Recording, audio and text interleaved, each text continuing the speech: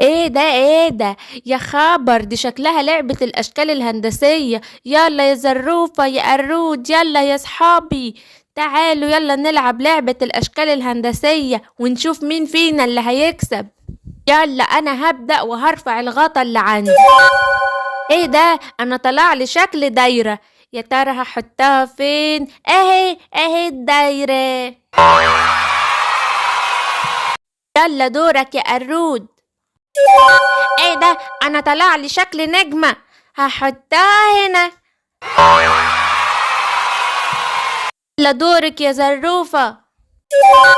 انا طلع لي شكل مثلث، ده مكان المثلث. يلا يا غزالة، ده دورك. الله، انا طلع لي شكل المربع، هنحطه هنا مع المربع. يلا يا فلفول، ده دورك. الله، انا طلع لي الشكل السداسي المنتظم الجميل ده، هنحطه هنا مع الشكل السداسي. باقي واحدة بس يا سيمبا، انا اللي هرفعها. ده طلع الشكل الرباعي الغير منتظم ده، هنحطه هنا. وبكده نكون خلصنا الجولة الأولى. يلا نلعب تاني، اللعبة دي حلوة قوي ولذيذة. يلا يا غزالة، ارفعي الغطا بتاعك. الله، أنا طلع لي شكل القلب الجميل ده، هنحطه هنا. يلا يا قرود، ده دورك. الله، أنا طلع لي شكل المستطيل، هنحطه هنا مع المستطيل. يلا يا زروفة، ده دورك. ايه ده، انا طلع لي شكل الدايرة، وهنحطه هنا مع الدايرة. يلا يا فلفول، ده دورك. ده انا طلع لي شكل متوازي الاضلاع، يا ترى هنحطه فين يا فلفول؟ اهو متوازي الاضلاع.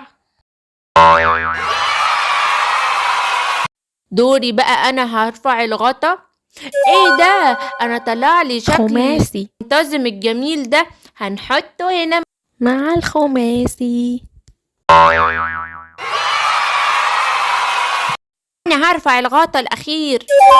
ايه ده شكل المثلث الجميل، هنحطه مع المثلث. تاني يا سيمبا، انا عايز العب تاني. يا سيمبا، عايزين نلعب تاني. ماشي، يلا نعمل اخر جولة، والجولة التالتة والاخيرة.